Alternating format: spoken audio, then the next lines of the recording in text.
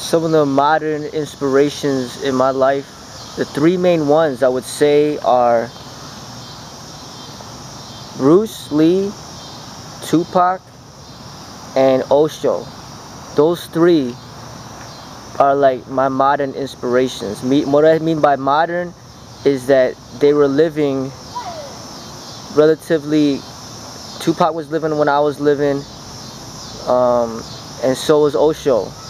Bruce Lee's the only one that died before I was born, but those are the three that are around my time period that I've been highly inspired by, and I've gotten a chance to study their work. All of Tupac's albums, constantly listened to those over and over again. Saw his documentaries, everything I could find out there with his video in it, his interviews. I've seen it all. Obviously Bruce Lee, I studied everything out there on Bruce Lee. And then Osho, I'm still studying him. And I've read over 40 of his books. Osho, there's a book called The Book of Secrets. In that book, it's like a 1,600-page book. It's like this thick. I read through the whole book. That's the biggest book I ever read in my life. Those are the three main people. And obviously, who Bruce led me to and Osho always points towards is the Tao and Zen. And Lao Tzu is a huge one, but you know, he's passed away over 2,500 years ago. But the modern people are those three. And when I make these videos, as time goes on, you should probably be able to see how their spirit, I feel like, is coming through me.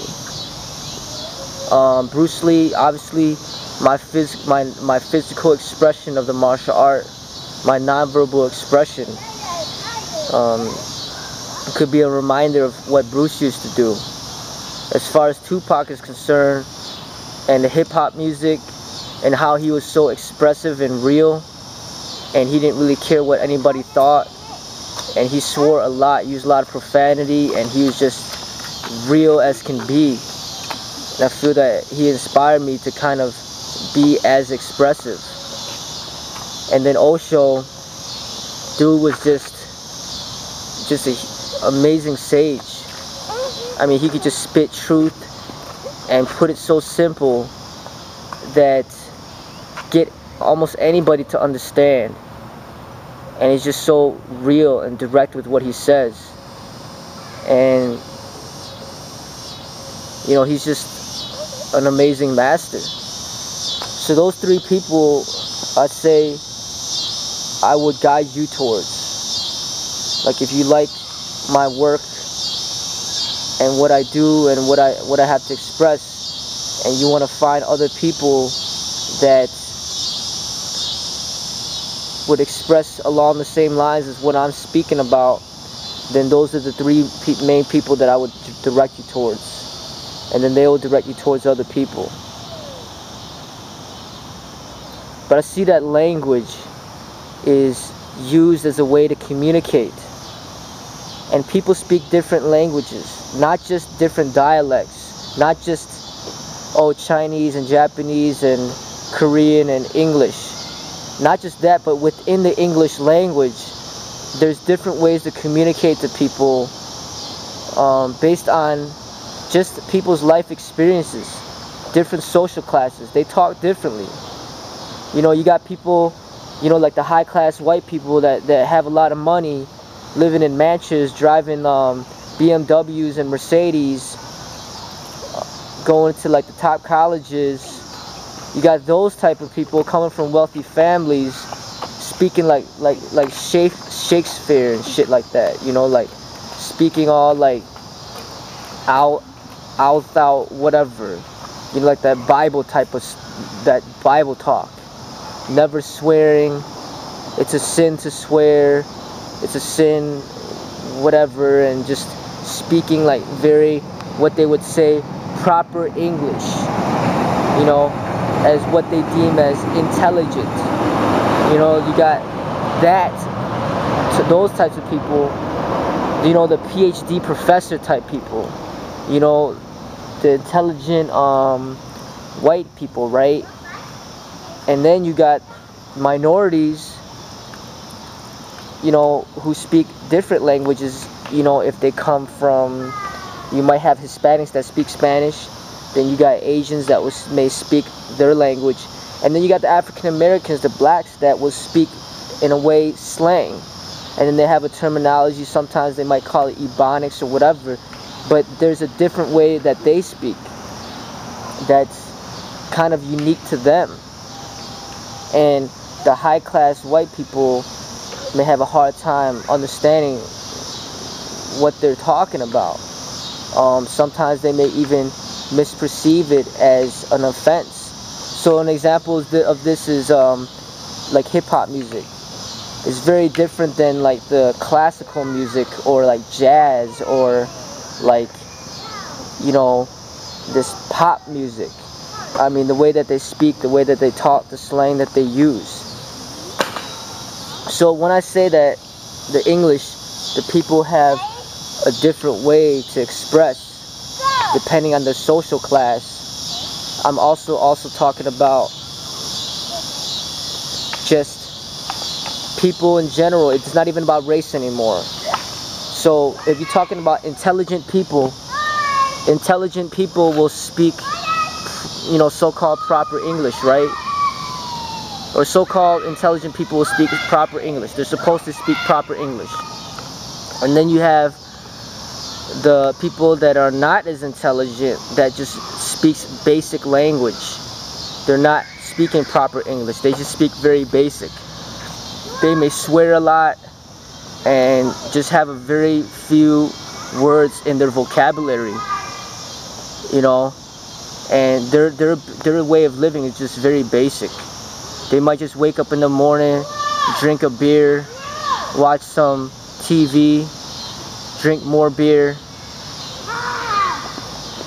watch more TV, and then go to bed. So they got like a basic way of existing. And then you may have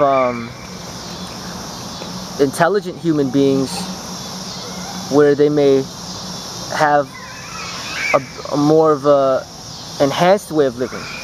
They're eating healthy foods, they drink water and juice, they read a lot, they don't really watch much TV, they bike a lot, they exercise, they spend time with loved ones, they have intelligent conversations, they cook healthy foods, and they may listen to music that enhances their soul, their spirit. They may practice art, they may meditate, they may appreciate nature. And those types of people, you know, what they understand and how they express themselves is going to be different than the person on the basic level. The basic level person is eating junk food, maybe just having lustful sex, drinking alcohol, smoking cigarettes, smoking marijuana, taking drugs, and then going to sleep, and then repeating that day after day. And when you say things like sage, wisdom, truth, when you try to speak about something that's at a higher level, they don't understand what you're talking about. So then you gotta go on their level. You gotta speak on their level. You gotta take yourself down and speak on their level, and then they'll understand. And that's what Buddha had to do. Buddha had to teach different people in different ways. He'll tell one person one thing, and then the next person that comes in, he'll tell the other person the complete opposite thing. Because not everybody's going to be learning the same exact way. You know, because people are different. So you may speak English, I may speak English, but that doesn't mean that we're going to speak exactly the same way. Even myself, a lot of times when I hear a lot of these professors speak, or when they write books, it's over my head. I don't even understand what they're saying. Like someone like Sigmund Freud, the books that he has, it's like really difficult for me to understand. I don't even know what he's talking about, coming with all these different terminologies and stuff like that. You know, like saying like psychoanalysis and all this other crap. It's like, we're just talking about like counseling. Why you gotta call it psychoanalysis? You just counsel the person, right? You know, it's just like they're, you know, complicating things a lot to make it very difficult for people to understand. And that's what doctors would do too, and lawyers are big for that. Lawyers would be saying all this crazy stuff, and you like, what'd you say? Like, you know, like, be like, you know, you don't understand because it's a different language that they're speaking. You know, so, I'm not saying I'm like extremely intelligent, but I'm just saying that I'm at a certain level of intelligence, and that allows me to speak to, you know, reach out to people on a certain level. But then I also have the ability to go down a level. So say number 10, level 10 is like the PhD dude. Say I'm at the level 5. The PhD dude is at number 10, and he keeps speaking at level 10. All the people below number 10 don't know what the hell he's talking about, because he's speaking over, you know, over everybody's head. It's like a different language. But say I'm at a level 5 and I speak at level 5, I could reach out to people around level 5. And then I could go down to level 4 and speak at level 4.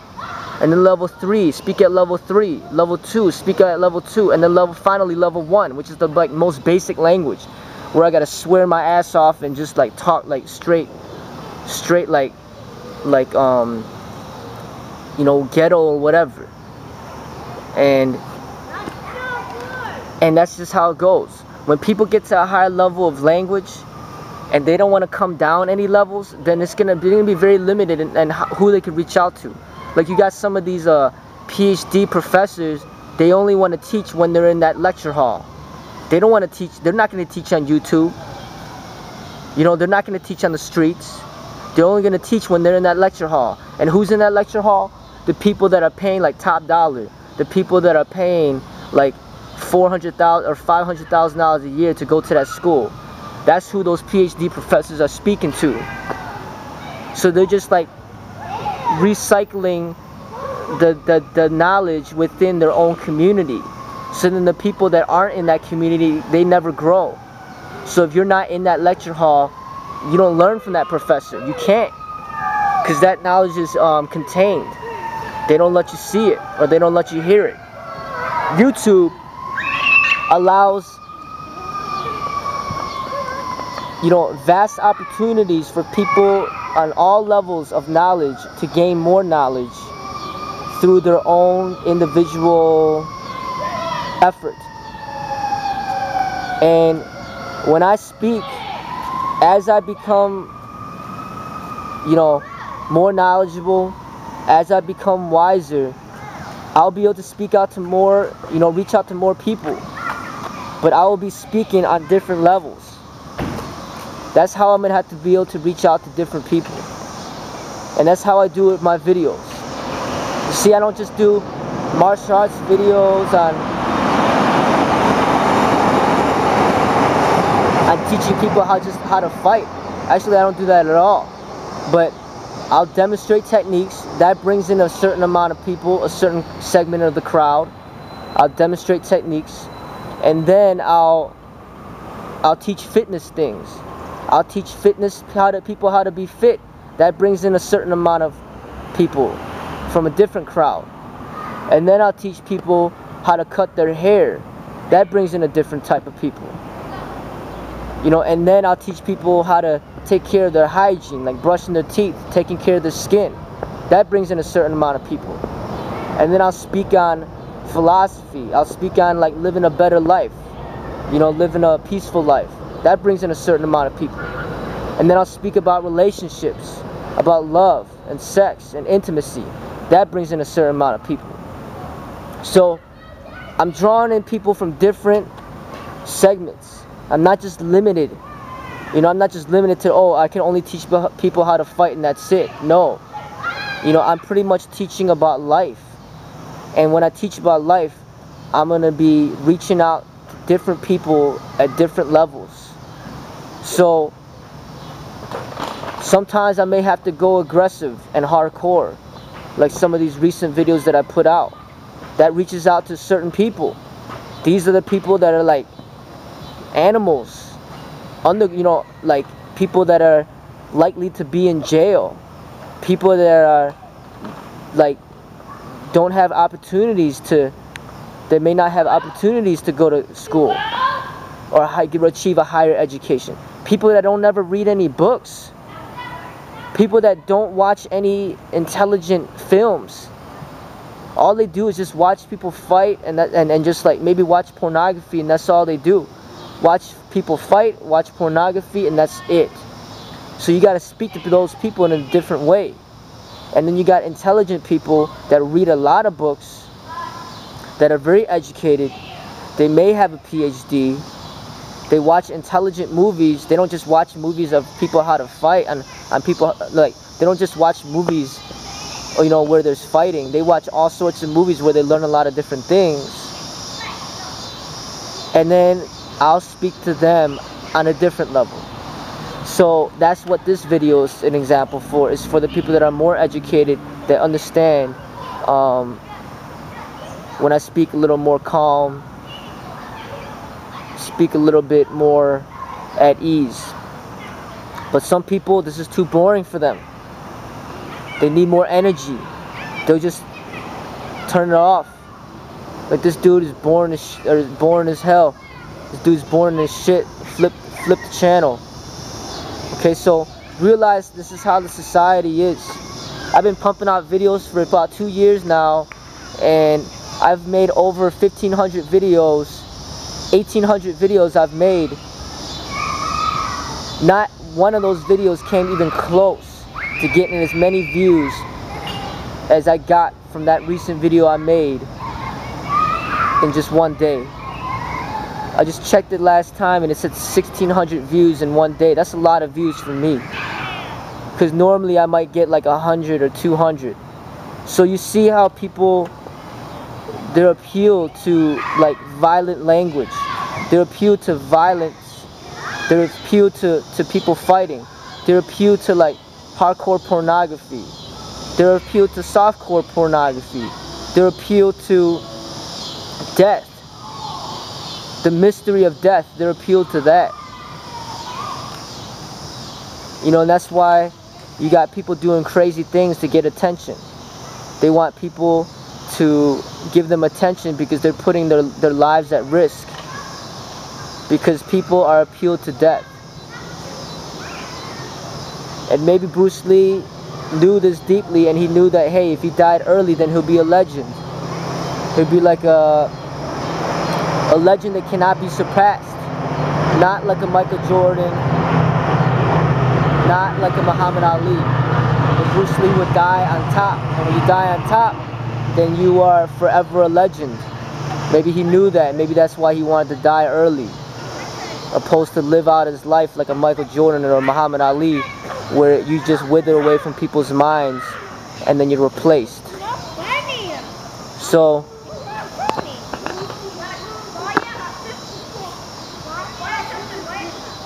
people are appealed to these things, and you see how they will use beautiful women in order to sell. You know, they sell the sex. If you have like a beautiful woman that has an attractive body, showing off her body, then all of a sudden there's like millions of views, millions of clicks, everybody's all of a sudden paying attention. So maybe we need to have some woman strutting around with her cleavage, demoting MMA, and then that'll get more people to not pay attention to MMA anymore. So essentially that's what the public is. They're very on a superficial level. Like they don't, it's just very basic for them. And I see that, and I know that. You know, so there's my limitations. There are my limitations. I'm not going to sell my body and sell sex in order to make a point. I'm not gonna put videos out there with me nude in order to make a point. I'm not gonna fight in a competition in order to make a point. I'm not gonna beat people up and hurt other people to make a point. But I will use my language to make a point, to make a statement. I will be hardcore too, if I have to, with my language in order to make a statement. Because now I just spark an emotional response and get you to start thinking about certain things. Because if you're so emotional about the things that I say, pay attention to why you are getting emotional. Because if I'm talking trash about somebody else's mom, why would you even care? But then if I talk trash about your mom, all of a sudden you get all upset, right? So here I'm talking about MMA. Why are you getting upset? Well, are you MMA? Is that your name? No, that's not your name. That's just a label. And you associated yourself with that label. And based on the reputation of that label, that stereotypical reputation of that label, I'm speaking against that stereotypical representation. I'm speaking against that label. Because that label is a piece of shit. Just like Nazis are a piece of shit. So I'm going to speak against that label. I'm going to continue to speak against that label. And as long as you identify with that label, then you will receive an emotional response. And figure out for yourself whether or not that label correctly identifies you. If it does, then maybe, hey, evaluate yourself to see if this is something that you think is good for you in society. And that's pretty much what I'm doing. Is I'm trying to get people to think so they can make better decisions in life. You would rather stop what you're doing now, put your energies in something more positive so that you can live a longer and healthier life for you and your family.